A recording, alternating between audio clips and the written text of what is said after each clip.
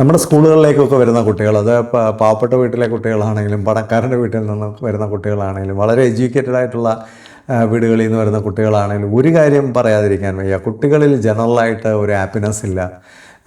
അവരിൽ ഒരു പ്രോപ്പറായിട്ടുള്ള ഡെവലപ്മെൻറ്റ് നടക്കുന്നില്ല. ഒരു തരം സ്കൂളുകളിൽ, അത് ലോക്കൽ സ്കൂൾ മുതൽ ഇൻ്റർനാഷണൽ സ്കൂൾ വരെ, ഈ പേരിലുള്ള വ്യത്യാസമല്ലാതെ കുറേ എക്സ്റ്റേണലായിട്ടുള്ള ഒരു എന്താ പറയണ ഒരു വിൻഡോ ഡ്രസ്സിങ്ങിലുള്ള വ്യത്യാസമല്ലാതെ അതിൻ്റെ ഉള്ളിൽ, അതിൻ്റെ ആത്മാവിൽ ശരിക്കും പറഞ്ഞാൽ കുഞ്ഞുങ്ങളുടെ ഒരു സന്തോഷം കാണാനായിട്ട് ഒരു മേഖലയിലും ഒരു തരം സ്കൂളുകളിലും സാധിക്കുന്നില്ല.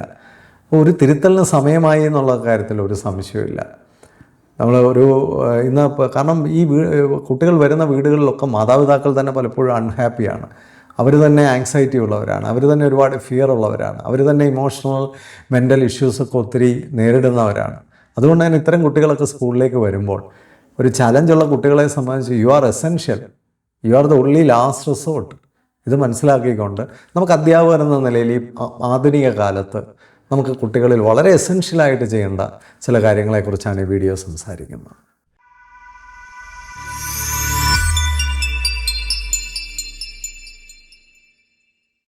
സ്കൂളുകളെ പറ്റിയുള്ള വിഷയങ്ങളൊക്കെ ചർച്ച ചെയ്യുമ്പോൾ ഒരുപാട് പേരൻസ് വളരെ ഡിസാറ്റിസ്ഫൈഡാണ്, ഒരുപാട് കുട്ടികൾ സന്തോഷമില്ലാത്തവരാണ്, അധ്യാപകർ ഒരുപാട് പേര് നിരാശരാണ്. നമ്മൾ സാധാരണ ചെയ്യുന്നത് അധ്യാപകർ പേരൻസിനെ കുറ്റം പറയുന്നു, പേരൻസ് അധ്യാപകരെ കുറ്റം പറയുന്നു. ഇതിനിടയിൽ കൂടെ നമ്മുടെ കുട്ടികളൊക്കെ നഷ്ടപ്പെട്ടു പോകുന്നു. അപ്പോൾ തീർച്ചയായിട്ടും ഈ ഒരു വീഡിയോ സ്കൂളുകളോടാണ്, അധ്യാപകരോടാണ് സംസാരിക്കാൻ ശ്രമിക്കുന്നത്. പ്രധാനമായിട്ടും നമുക്ക് കുട്ടികളിലൊക്കെ വലിയ മാറ്റങ്ങൾ സംഭവിച്ചിരിക്കുന്നു. അവരൊക്കെ വരുന്ന ഒരു സൊസൈറ്റി ആണെങ്കിലും ഒരു ഹോം ഫ്രണ്ടിലാണെങ്കിലും ഒരുപാട് ദാരിദ്ര്യങ്ങൾ അല്ലെങ്കിൽ ഒരുപാട് പരിമിതികൾ ഇന്നവർ നേരിടുന്നുണ്ട്.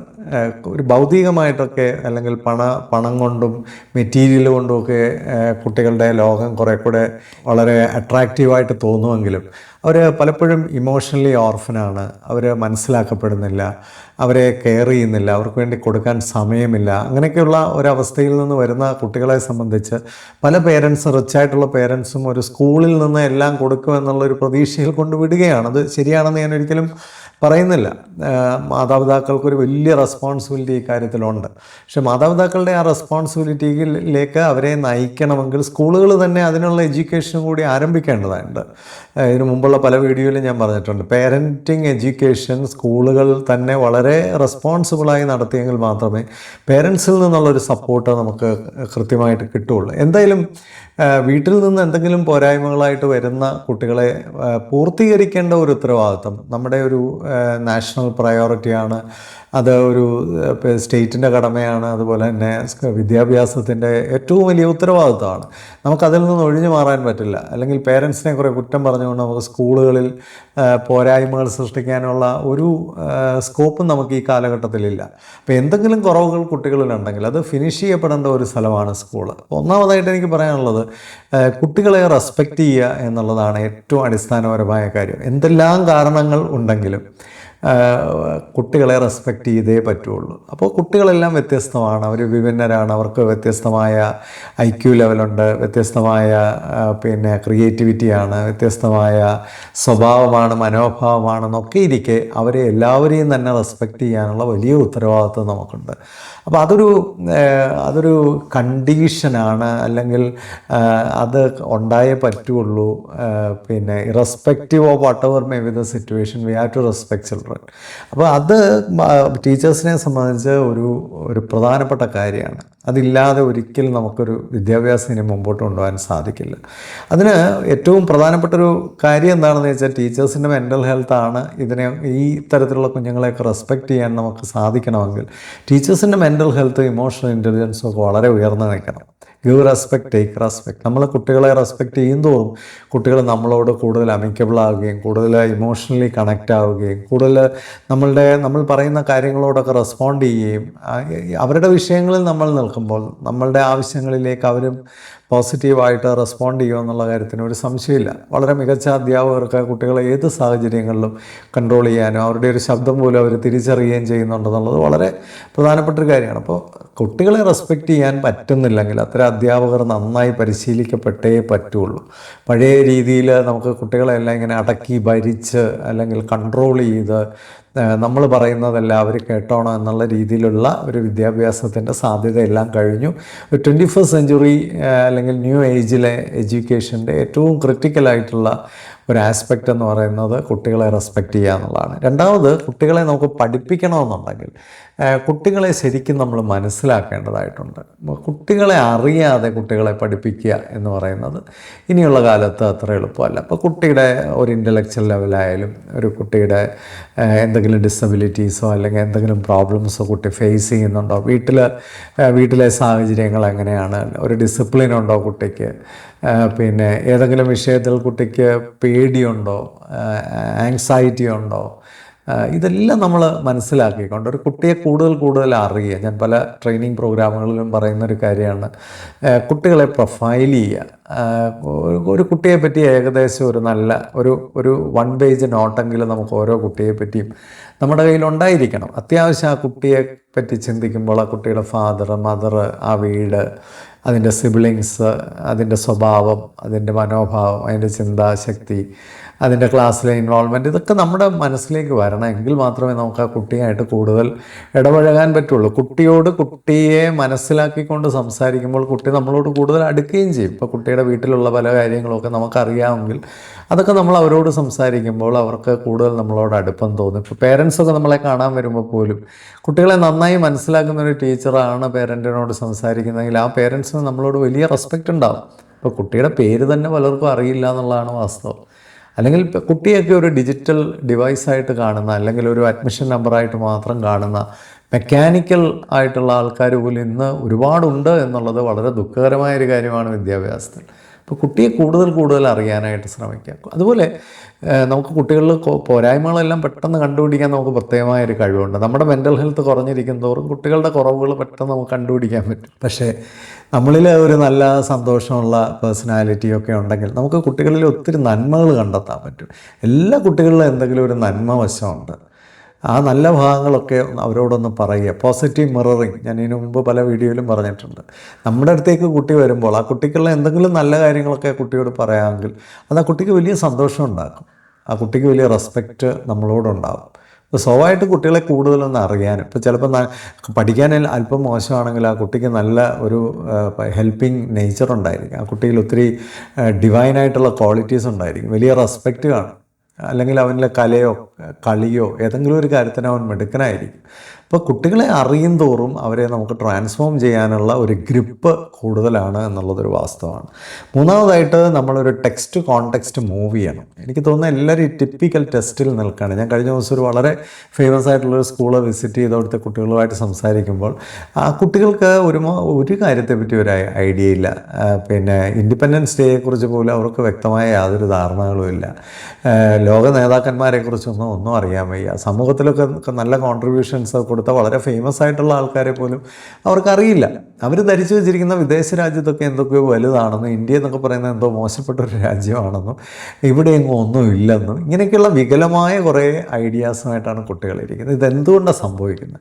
നമ്മൾ ഓരോ വിഷയവും പഠിപ്പിക്കുമ്പോൾ ആ വിഷയവുമായി ബന്ധപ്പെട്ട അതിൻ്റെ കോണ്ടെക്സ്റ്റിലേക്ക് പോകാനും അവരെ ആ കോണ്ടെക്സ്റ്റ് കാണിച്ചു കൊടുക്കാനും അവിടെയൊക്കെ അവരുടെ ആത്മാഭിമാനവും സന്തോഷവും രാജ്യത്തെക്കുറിച്ചുള്ള ചിന്തകളും സമൂഹത്തെക്കുറിച്ചുള്ള ചിന്തകളും ഒക്കെ അവർക്ക് ഉണ്ടാക്കി കൊടുക്കാൻ നമുക്ക് കഴിയണം. ഇപ്പോൾ ഡോക്ടർ സ്വാമിനാഥൻ ആരാണെന്ന് ചോദിച്ചാൽ പോലും അവർക്കറിയില്ല. കാരണം അവർ ബയോളജി പഠിക്കുന്നുണ്ട്, അവർ ഗ്രീൻ റവല്യൂഷനൊക്കെ പഠിക്കുന്നുണ്ട്. പക്ഷേ ഈ വ്യക്തി ഇത് ലീഡ് ചെയ്ത ആൾ ഒരു മലയാളിയാണ്, കേരളത്തിലാണ് അദ്ദേഹം ജനിച്ചത്, അദ്ദേഹം ഇവിടെ പഠിച്ച ആളാണ്, എന്തെല്ലാം അച്ചീവ്മെൻറ്റ്സാണ് പുള്ളി നേടിയിട്ടുള്ളത്, ഇതൊന്നും അവർക്കറിയില്ല. അതൊന്നും അവർക്ക് അറിയണമെന്ന് താല്പര്യവുമില്ല. എന്തുകൊണ്ടാണ് അങ്ങനെ സംഭവിക്കുന്നത്? ചെറിയ പ്രായം മുതലേ ഇത്തരം കാര്യങ്ങളിലൊക്കെ ഒരു അഭിമാന ബോധത്തിൽ കുട്ടികളെ ആ കോണ്ടെക്സ്റ്റിലേക്ക് ചെന്നൊന്ന് കണക്ട് ചെയ്യാൻ പറ്റാത്തതുകൊണ്ടാണ്. നമ്മുടെ സമൂഹത്തിലൊക്കെ എത്രയോ മഹാന്മാരായ ആൾക്കാരൊക്കെ ഉണ്ട്. ഓരോ നാട്ടിലും ബിസിനസ്സിലൊക്കെ വലിയ നേട്ടങ്ങൾ കൈവരിച്ച ആൾക്കാർ, സാമൂഹിക രംഗത്ത് നേട്ടങ്ങൾ കൈവരിച്ച ആൾക്കാർ. നമ്മൾ ഓരോന്നും പഠിപ്പിക്കുമ്പോൾ ഇതുമായിട്ടൊക്കെ അവരൊന്ന് കണക്ട് ചെയ്യണം. ഞാനൊക്കെ പഠിക്കുന്ന കാലത്ത് എനിക്ക് തോന്നുന്ന അധ്യാപകരൊക്കെ ഒരു സമൂഹവുമായിട്ട് വളരെ കണക്റ്റഡ് ആയിട്ടുള്ള ആൾക്കാരായിരുന്നതുകൊണ്ട് തന്നെ സമൂഹവുമായിട്ട് കണക്ട് ചെയ്താണ് അങ്ങനെയാണ് എല്ലാ വിഷയങ്ങളും പഠിപ്പിച്ചിരുന്നത്. ജീവിതവുമായിട്ട് കണക്ട് ചെയ്ത് ഇപ്പോഴത്തെ ജനറേഷനിലെ കുട്ടികളെ അവരുടെ ജീവിതവുമായിട്ട് ബന്ധപ്പെടുത്തി പഠിപ്പിക്കുമ്പോൾ അവർക്ക് കുറേ കൂടെ അതിനകത്തൊരു താല്പര്യവും ഇഷ്ടമൊക്കെ തോന്നാൻ സാധ്യതയുണ്ട്. അതുകൊണ്ട് ഒരു ടെക്സ്റ്റ് കോണ്ടെക്സ്റ്റ് ആംഗിളിൽ പഠിപ്പിക്കാൻ കഴിയുക എന്നുള്ളത് ടീച്ചേഴ്സ് വളരെയധികം ശ്രദ്ധിക്കേണ്ട ഒരു കാര്യമാണ്. എനിക്കൊന്ന് മോഡേൺ ലെസൺ പ്ലാനിൽ ഏറ്റവും പ്രധാനമായിട്ട് വരേണ്ടത് അതിൻ്റെ context, application level, reasoning level ഒക്കെ അതുമായിട്ട് കണക്ട് ചെയ്ത് വരണം. ഒരു ഫിസിക്സിൽ ഒരു പാഠം പഠിപ്പിക്കുമ്പോൾ അതുമായിട്ട് ബന്ധപ്പെട്ട പ്രധാനപ്പെട്ട സയൻറ്റിസ്റ്റുമാരെയും അതുമായിട്ട് ബന്ധപ്പെട്ട സംഭവങ്ങളെയും അതുമായിട്ട് ബന്ധപ്പെട്ട വാർത്തകളെയും ഒക്കെ പരിചയപ്പെടുത്തി പഠിപ്പിക്കുമ്പോൾ ആ കുട്ടികൾക്ക് അതുമായിട്ടൊക്കെ ചേരാൻ അതൊക്കെ പഠിക്കാനൊരു കുറച്ചുകൂടെ സന്തോഷവും ആഗ്രഹമൊക്കെ തോന്നും എന്നുള്ളതൊരു വളരെ പ്രധാനമാണ്. വളരെ ഇമ്പോർട്ടൻ്റ് ആയിട്ടുള്ള ഈ കാലഘട്ടത്തിലെ ഒരു വിഷയം connecting children to life skills. കാരണം ഇന്ന് കുട്ടികൾ പഠനത്തിലൊക്കെ വളരെ മിടുക്കരായ കുട്ടികൾ പോലും ജീവിതത്തിൽ പരാജയപ്പെടുന്നുണ്ട്. അവർക്ക് ബേസിക് ആയിട്ടുള്ള ലൈഫ് സ്കിൽസ് ഉണ്ടാവുന്നില്ല. ഒരുപക്ഷെ ക്ലാസ് റൂം പോലെ അല്ലെങ്കിൽ ഒരു ക്യാമ്പസ് പോലെ ഒരു സ്കൂള് പോലെ ഇത്രയധികം കുട്ടികളെ ലൈഫുമായിട്ട് ഓറിയൻറ്റ് ചെയ്യാൻ പറ്റുന്ന വേറെ ഏത് സ്ഥലമാണുള്ളത്? ഒരു കുട്ടിയും അരക്കുട്ടിയുമായിട്ടൊക്കെ വളരുന്ന ഇന്നത്തെ കുട്ടികൾ, അവർക്ക് വീട്ടിൽ അതിനുള്ള സാഹചര്യങ്ങളില്ല, സമൂഹത്തിൽ അതിനുള്ള സാഹചര്യങ്ങളില്ല. സമൂഹമൊക്കെ വളരെ ഹോസ്റ്റൈലായിട്ട് കുട്ടികൾക്ക് അൺഫ്രണ്ട്ലി ആയിട്ട് നിൽക്കുന്ന ഒരു സമൂഹത്തിൽ നിന്നാണ് കുട്ടികൾ വരുന്നത്. അതുകൊണ്ട് തന്നെ കളിക്കാനോ ഓടാനോ ചാടാനോ കൂട്ടായ്മയ്ക്കോ ഒന്നും കുട്ടികൾ പോകുന്നില്ല. കുട്ടികൾ സ്കൂളിൽ വരുമ്പോഴാണ് ഇതെല്ലാം ലഭിക്കേണ്ടത്. പക്ഷെ അവിടെ അവർക്ക് ലൈഫ് സ്കില്ലിനുള്ള ഒരു ഓപ്പർച്യൂണിറ്റി ഇല്ല. പല പേരൻസും ഹോം സ്കൂളിംഗ് ഒക്കെ കൊടുക്കുന്നുണ്ട്. ഹോം സ്കൂളിംഗ് ഒക്കെ കൊടുക്കുന്നത് സ്കൂളുകളുടെ ഒരു ടോക്സിക് ഇത് പേടിച്ചിട്ടാണെന്നാണ് എനിക്ക് തോന്നുന്നത്. പക്ഷേ ഹോം സ്കൂളിംഗ് ഒന്നും ഒരിക്കലും ഇതിനൊരു സൊല്യൂഷനല്ല. കുട്ടികൾ സ്കൂളിൽ തന്നെ പോകണം. സ്കൂള് അക്കാഡമിക് ആക്ടിവിറ്റി മാത്രമായിട്ട് ചുരുങ്ങുന്നെങ്കിൽ അതിനെ ഇന്ന് മോഡേൺ സ്കൂളെന്ന് അതിനെ വിളിക്കാൻ പറ്റില്ല. ന്യൂ ഏജ് സ്കൂളുകളിൽ ഏറ്റവും പ്രധാനമായി വേണ്ടത് ലൈഫ് സ്കിൽസാണ്. ഓരോ വിഷയവും പഠിക്കുമ്പോഴും അതിൻ്റെ അക്കാഡമിക് ഭാഗത്തും നോൺ അക്കാഡമിക് ഭാഗത്തും എല്ലാം അവരുടെ കഴിവുകളെ വർദ്ധിപ്പിക്കണം. ആത്മവിശ്വാസവും ധൈര്യവും സംസാരിക്കാനുള്ള കഴിവ്, കമ്മ്യൂണിക്കേഷൻ സ്കില്ല്, റിലേഷൻഷിപ്പ് സ്കില്ല്, തീരുമാനങ്ങൾ എടുക്കാനുള്ള കഴിവ്, പ്രശ്നങ്ങൾ പരിഹരിക്കാനുള്ള കഴിവ്, മനുഷ്യരുമായിട്ട് സംഘമായി പ്രവർത്തിക്കാനുള്ള കഴിവ്. നമ്മളൊരു പ്രോജക്റ്റൊക്കെ കൊടുക്കുമ്പോൾ അവർ ഒരുമിച്ച് നിന്ന് പ്രവർത്തിക്കുന്നു, ഒരുമിച്ച് പല കാര്യങ്ങളും പ്രസൻറ്റ് ചെയ്യുന്നു. എന്തെല്ലാം കാര്യങ്ങൾ ക്രിയേറ്റീവായിട്ട് കുട്ടികളുടെ ലൈഫ് സ്കില്ല് നമ്മുടെ അക്കാഡമിക്സിനുള്ളിൽ തന്നെ ഡെവലപ്പ് ചെയ്യാനായിട്ട് പറ്റും. പക്ഷെ അവിടെ ടീച്ചേഴ്സിന് ആ ഒരു കാഴ്ചപ്പാട് വേണം.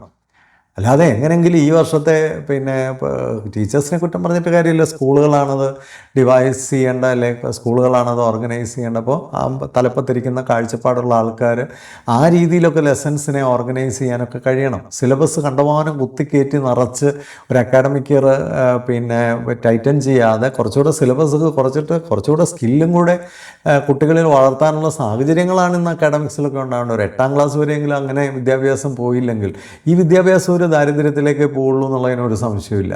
അപ്പോൾ കുട്ടികൾക്ക് ലൈഫ് സ്കിൽ ഉണ്ടാവണം. അതിന് ചേരുന്ന രീതിയിൽ ഉള്ള വളരെ പാർട്ടിസിപ്പേറ്ററി ആയിട്ട്, എൻഗേജിങ് ആയിട്ട്, കമ്മ്യൂണിക്കേറ്റിംഗ് ആയിട്ട്, ചോദ്യങ്ങളും ഉത്തരങ്ങളും വൈവായും എല്ലാം എഴുത്ത് പരീക്ഷകൾ തന്നെ വേണ്ട. ചില പരീക്ഷകളൊക്കെ ചില സംസാര പരീക്ഷകളാവട്ടെ, അതിനൊക്കെ എന്തെല്ലാം ഗുണങ്ങളാണുള്ളത്. കുട്ടികളിൽ എന്തെല്ലാം സ്കില്ലുകൾ അതിലൂടെ നമുക്ക് ഡെവലപ്പ് ചെയ്തെടുക്കാനായിട്ട് പറ്റും. And finally help children build A character.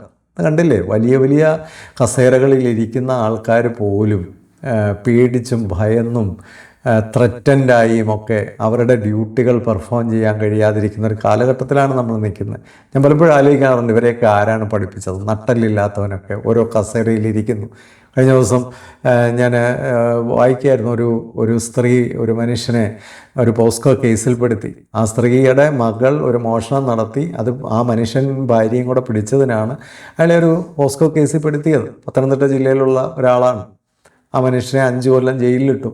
ആ 5 കൊല്ലവും ജയിലിലിട്ടപ്പോൾ അത് അന്വേഷിച്ച പോലീസ് ഉദ്യോഗസ്ഥൻ മുതൽ അതിൽ ജീവപര്യന്ത തടവിന് അദ്ദേഹത്തിനെ ശിക്ഷിച്ച ജുഡീഷ്യറി മുതൽ സകലമാന ആൾക്കാരും പണത്തിനോ അല്ലെങ്കിൽ സ്വാധീനത്തിനോ ഒക്കെ വഴങ്ങി. ആലോചിച്ച് നോക്കി.